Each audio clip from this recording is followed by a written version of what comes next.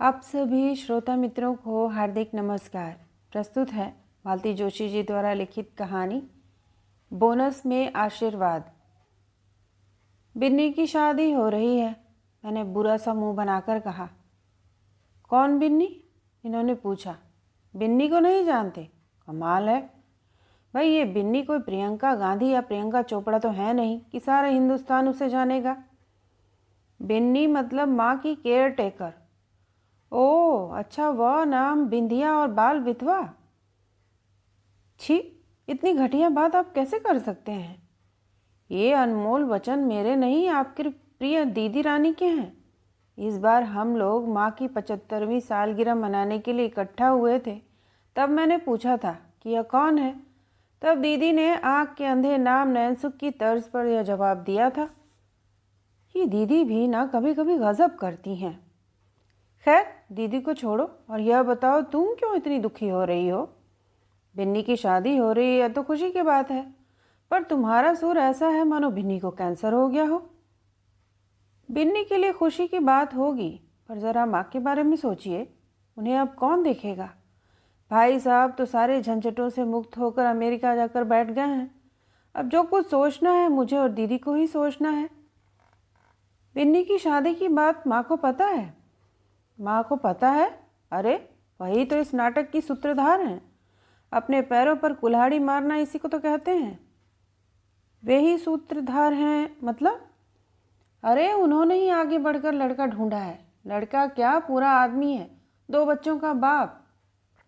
बिन्नी की भी उम्र कम तो नहीं होगी, 15 साल से तो यही काम कर रही है। वह 40 की हो चली है। बताइए अब उसकी शादी की क्या ज़रूरत है? और माँ पर तो जैसे परोपकार का भूत चढ़ा है। कह रही थी मेरे बाद इस लड़की का होगा क्या, इसलिए अपने सामने ही से सेटल करके जाना चाहती हूँ। और पता है, शादी का खर्च भी खुद ही उठा रही हैं।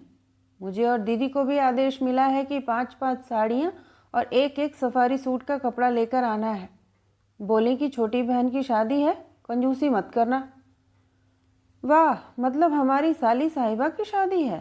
तब तो हमें भी नेक दस्तूर मिलेगा।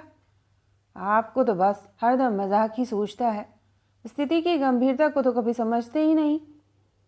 मैंने मुंह फुलाकर कहा और विषय ही समाप्त कर दिया। बिन्नी की शादी में न जाने का तो सवाल ही नहीं था। माँ का आदेश था तो उसे मानना ही था। ये नानुक्कर कर रहे थे, पर मैंने किसी तरह इन्हें राज़ी कर ही लिया। इस शादी में घर के पुरुषों का होना बहुत ज़रूरी था, इसलिए दीदी से भी कहा कि अकेली ना आए, जीजा जी को साथ ज़रूर लाएं। मुझे पता चला था, मतलब माँ ने ही बताया था, कि बिन्नी के भाइयों को यह शादी मंजूर नहीं थी। वे दोनों लड़ने आ गए थे। वे बोले कि आप ये क्या अधर्म कर रही हैं, ब्राह्मणों की कन्याओं पर दोबारा हल्दी नहीं चढ़ती। पर माँ ने उन लोगों को डांट डपट कर भगा दिया था, पुलिस का डर भी दिखाया था। पर शादी में दल बांध कर आ गए तो, बीच मंडप में हंगामा खड़ा कर दिया तो। बिन्नी के भाई लोग माँ से वैसे भी खार खाए हुए थे। जब बिन्नी नई नई काम पर लगी थी तो हर दूसरे तीसरे महीने पैसों के लिए आकर खड़े हो जाते थे। माँ उन्हें घुड़क देती थी, उसका सारा पैसा मैं बैंक में जमा कर रही हूँ, यहाँ तो उसे ज़रूरत नहीं है। मेरे यहाँ खाती है, सोती है, मेरा दिया कपड़ा पहनती है। जिस दिन मैं नहीं रहूँगी यह पैसा उसके काम आएगा। माँ के सामने दाल नहीं गलती तो वे लोग अपनी बूढ़ी माँ को भेज देते। वह रोती झींकती आती और बिन्नी से 100-50 झटक कर ले जाती। माँ की पुरानी महाराजिन जब बूढ़ी हो गई तो अपनी इस भांजी को माँ के पास ले आई थी। बोली, दुखियारी है बेचारी, बचपन में ही सुहाग छिन गया। भाइयों ने न पढ़ाया न लिखाया, उन्हें तो मुफ्त में नौकरानी मिल गई। बेचारी भाभीयों की जचगी करते करते बुढ़ा जाएगी। उन लोगों से लड़ झगड़ कर अपनी बहन को समझा बुझाकर आपके पास ले आई हूँ। आप ही इसका कल्याण कर सकती हैं। एकदम गऊ है, आपकी सेवा करेगी और आपके चरणों में पड़ी रहेगी। माँ ने तो जैसे उसके कल्याण का बीड़ा ही उठा लिया। ट्यूटर लगवा कर उसे पढ़ाया, पहले 5वीं फिर 8वीं फिर 10वीं का बोर्ड दिलवाया। सिलाई क्लास भी भेजती रहीं। अपनी सिलाई मशीन उसके हवाले कर दी कि गली मोहल्ले के बच्चों के कपड़े सिलती रहे। अपने पास बिठाकर कढ़ाई बुनाई सिखाई। अब वह पास पड़ोस वालों के स्वेटर बुनकर 25-50 कमा भी लेती है। जिस दिन उसकी 10वीं का रिजल्ट आया उस दिन माँ बहुत खुश थी। बोली, चल अब किसी स्कूल में चपरासीन तो बन सकेगी, नहीं तो मेरे बाद बेचारी एकदम सड़क पर ही आ जाती। मेरे बाद आजकल उनका तकिया कलाम हो गया था। इसी के चलते उन्होंने बिन्नी की शादी का बीड़ा उठाया था। 10 जगह बात करके उसके लायक वर ढूंढ निकाला और अब कन्यादान करने को आतुर हैं। मैंने एक बार कहा भी, माँ तुमने हमारी इतनी चिंता कभी नहीं की जितनी बिन्नी की करती हो। बोली, तुम्हारे पिताजी तुम्हें ऐसे हाथों में सौंप गए हैं कि चिंता पास भी नहीं फटकेगी, पर इस बेचारी का कौन है। फिर वही बात, कभी कभी तो बिन्नी से ईर्ष्या होने लगती है। घर दूर से ही एकदम शादी का घर लग रहा था। रंगीन पताकाएं, फूल मालाएं, बिजली की झालरें, आम के पत्तों के बंधनवार, हल्दी कुमकुम के छाप देखकर मन प्रसन्न हो गया। दरवाजे के अंदर पैर रखते ही एक बुजुर्ग महिला सामने आई। नमस्ते दीदी रानी, पाँव लागो कुंवर जी। नमस्ते, मैंने कहा, पर मैंने आपको पहचाना नहीं। मैं लली की माँ हूँ। ओह माफ़ कीजिए, बहुत साल पहले देखा था ना, इसलिए पहचान नहीं पाई। शादी में आई होंगी ना आप, स्वागत है। वो मेरा बैग लेने लगी तो मैंने मना कर दिया। पहिए हैं, इसमें खींच कर ले जाऊंगी। दरअसल उनकी हालत ऐसी थी कि वे पहिए वाला बैग भी खींच न पाती। बहुत ही दुर्बल हो चुकी थी। बाल सन से सफ़ेद हो गए थे, तभी तो पहचान नहीं पाई।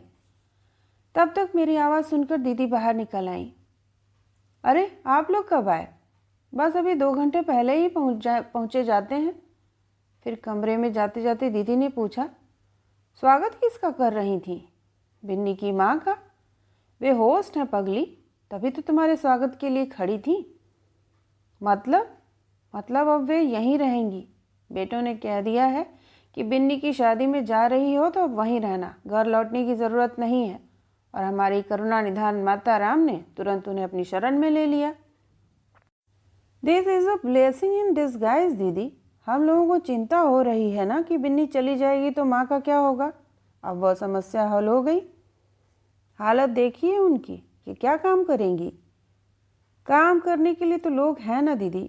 बर्तन कपड़ों के लिए दुलारी भाभी हैं, साफ सफाई और बाजार हाट के लिए बिरजू भैया हैं, और माँ कह रही थी कि रसोई के लिए भी किसी को रख लेंगी। रख ली। पिछले 8-10 दिनों से बिन्नी को किसी भी काम में हाथ नहीं लगाने दिया है। ग्रेट। माँ को सचमुच सलाम करने को जी चाहता है। जो भी करती हैं पूरे मन से करती हैं। यह कहो कि जो करती हैं अपने मन का करती हैं, किसी से पूछने ताछने की ज़रूरत भी नहीं समझती। अब इन देवी जी को रख लिया है जो एक पाँव कब्र में लटका कर बैठी हैं। कल को मर मरा गई तो इनके बेटे आकर हंगामा खड़ा कर देंगे। शुभ शुभ बोलो दीदी, शादी का घर है। मेरे कहने पर दीदी चुप हो गई, पर चेहरे से लग रहा था कि उनकी भड़ास अभी पूरी तरह निकली नहीं है। माँ बहुत खुश हुई। उनकी दोनों बेटियां और दामाद समय से पहुंच गए। उनके आदेशानुसार हम लोग 6 साड़ियाँ और सूट पीस भी लाए थे। मैं अपनी ओर से एक अमेरिकन डायमंड का हल्का सा सेट भी ले आई थी, पर दीदी का मूड देखकर उस समय निकाला नहीं। सोचा कि माँ को बाद में चुपके से दे दूंगी। बिन्नी मिली तो लिपट ही गई, खूब रोई। मुझे भी रोना आ गया। आखिर इतने दिनों का साथ था। हर साल जब मैं 10-5 दिनों के लिए माँ के पास आती तो मेरी इतनी खातिरदारी करती, बच्चों को इतना लाड करती। उसका चेहरा एकदम निखर आया था। उम्र से 10 साल छोटी लग रही थी। शादी की खुशी लड़कियों के चेहरे पर नूर ही ले ही आती है। फिर बिन्नी के लिए तो शादी का मतलब था एक अप्रत्याशित सपने का सच होना। आर्य समाज मंदिर में बिन्नी की शादी खूब धूमधाम से संपन्न हुई। करीब आधा कस्बा निमंत्रित था। सबने माँ की खूब जय जयकार की और ये भी बोले कि तुम्हारी माँ का पीआर बहुत तगड़ा है। मैंने कहा, उसी के बल पर उन्होंने अकेले इतने दिन काटे हैं। बारात में कुल जमा 5 लोग थे। दूल्हे की माँ, दूल्हे के भाई भाभी और दोनों बच्चे। सबकी खूब खातिरदारी की गई। कपड़ों और भेंट वस्तुओं से उन्हें लाद दिया गया।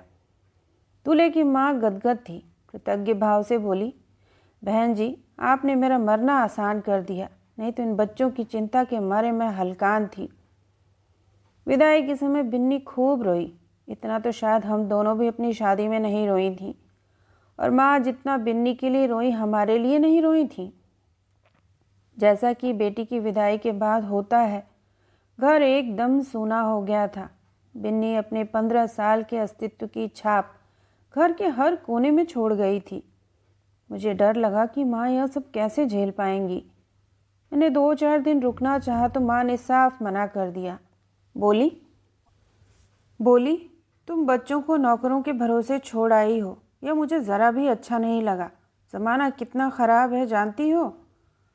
माँ वे सब मेरे पुराने लोग हैं। गंगाराम बरसों से हमारे यहाँ काम करता रहा है और गायत्री, उसी ने तो एक तरह से उन दोनों को पाला है।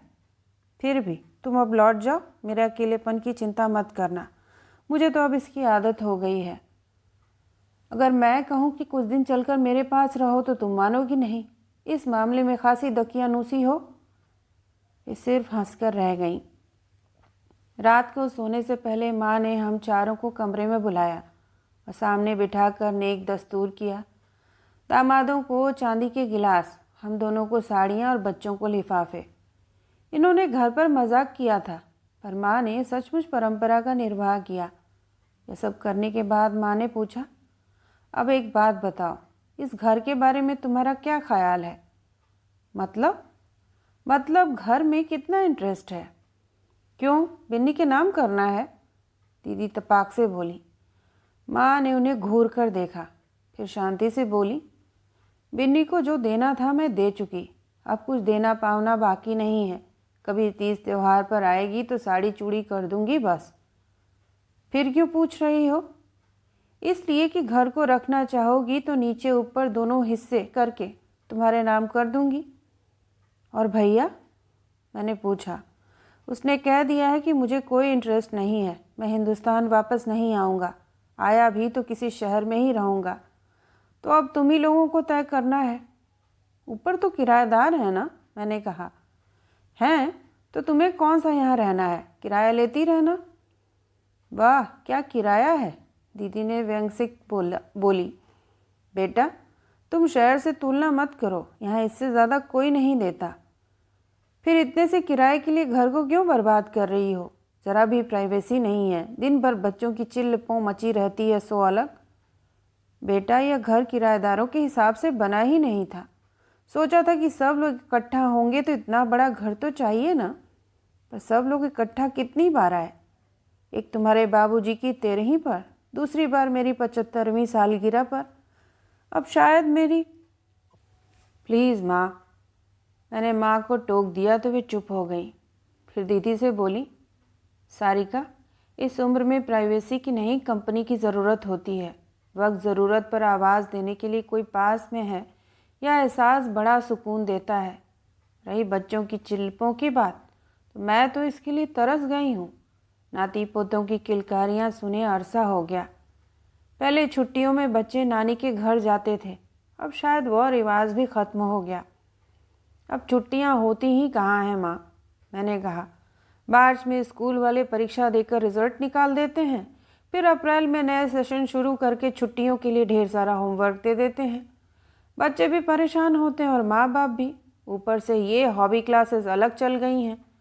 छुट्टियाँ कब शुरू हुई कब ख़त्म हुई पता ही नहीं चलता। और यहाँ आकर बच्चे करेंगे भी क्या? दीदी बोली। छोटे थे तब भी बोर होते थे, अब तो सवाल ही नहीं उठता।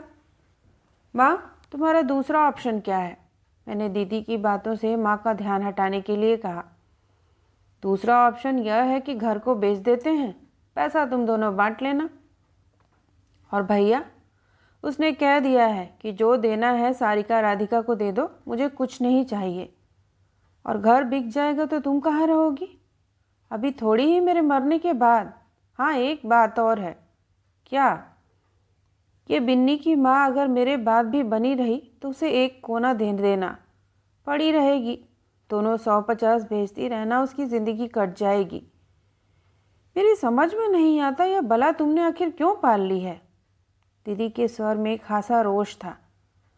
बेटा एकाकी बुढ़ापा क्या होता है इसे मैं बहुत अच्छी तरह से जानती हूँ। मेरे पास तो फिर भी साधन है, पर जिसे पहने हुए कपड़ों के साथ घर से निकाल दिया गया हो उसके बारे में सोचो। सबके बारे में सोचने का ठेका तुम ही ने ले रखा है।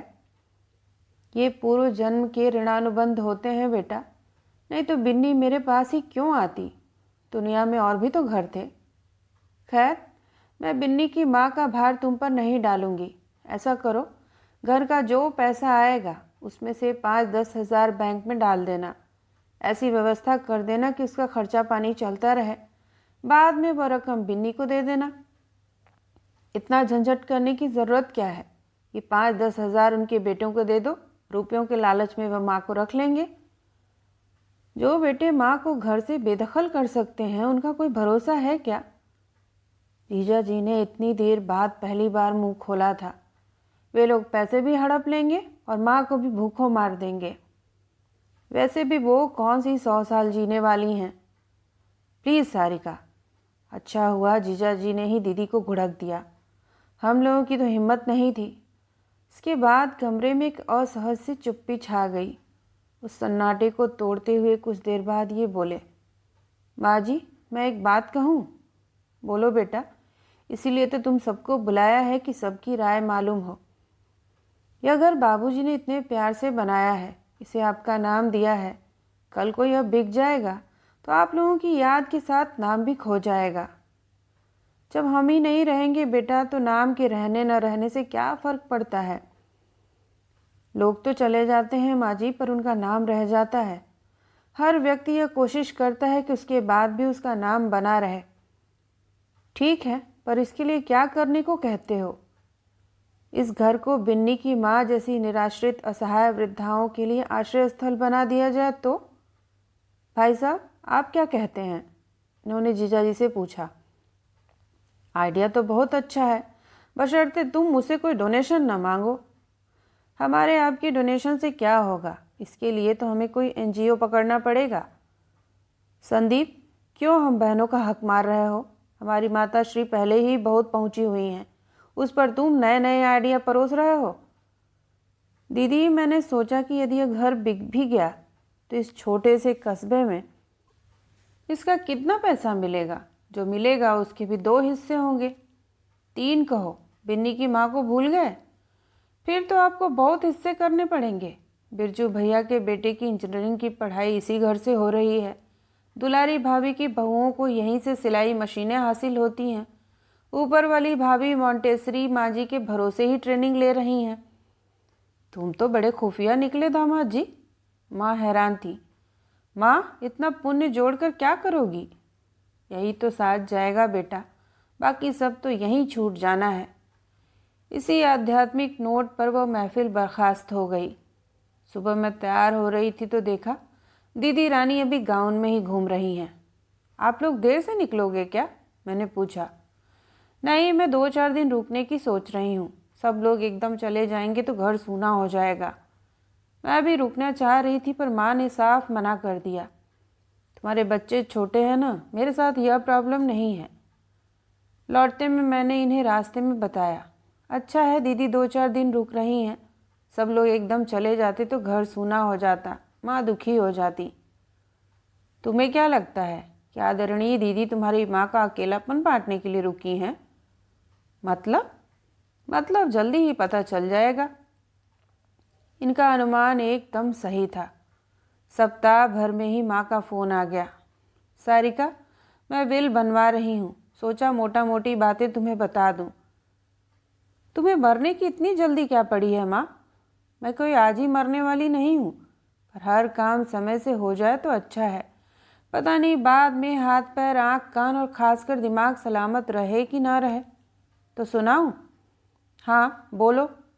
मैंने यह घर तुम्हारे नाम कर दिया, मैं सामान के। दीदी से पूछ लिया, उसी की सहमति से सब तय हुआ है। मेरे पास जो थोड़ा सा कैश है और 4 चीज़ें हैं वो उसे दे रही हूँ।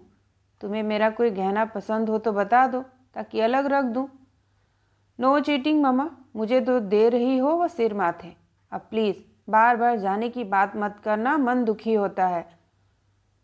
शाम को ये ऑफिस से लौटे तो मैंने कहा, आपने सही अंदाज़ा लगाया था। दीदी रानी बंटवारे का पूरा प्लान बनाकर ही माँ के यहाँ से विदा हुई हैं। फिर मैंने उन्हें पूरा ब्यौरा सुनाया और कहा, यह घर एक तरह से मेरे नहीं आपके नाम हुआ है। मतलब आपने उस दिन जो योजना बनाई थी, लगता है माँ को बहुत भा गई है। इसीलिए तो घर मैं साजो सामान के सौंप रही हैं। इसका मतलब समझ रहे हैं आप? 60 साल की जमी जमाई गृहस्थी, बर्तन, क्रॉकरी, पलंग, बिस्तर, अलमारियाँ, फर्नीचर, लाइट, कूलर, पंखे आदि आपको कुछ खरीदना नहीं पड़ेगा। माँ के ढेर सारे कपड़े भी हैं। मतलब आश्रम की मूलभूत ज़रूरतें पूरी हो गई हैं। आगे का काम आप देखिए। थोड़ी देर ये चुप रहे, फिर गंभीर स्वर में बोले, राधिका, तुम्हें ऐसा तो नहीं लग रहा कि तुम ठगी गई हो? मतलब तुम्हारे हिस्से में तो कुछ नहीं आया। ऐसा क्यों सोच रहे हैं? क्या सचमुच खुश हो? देखिए, खुशी की परिभाषा सबकी एक सी नहीं होती। उस घर में माँ बाबूजी की इतनी यादें हैं कि उसके बिकने की कल्पना मात्र से ही मैं दुखी हो गई थी। अब लग रहा है कि माँ बाबूजी हमेशा मेरे साथ रहेंगे।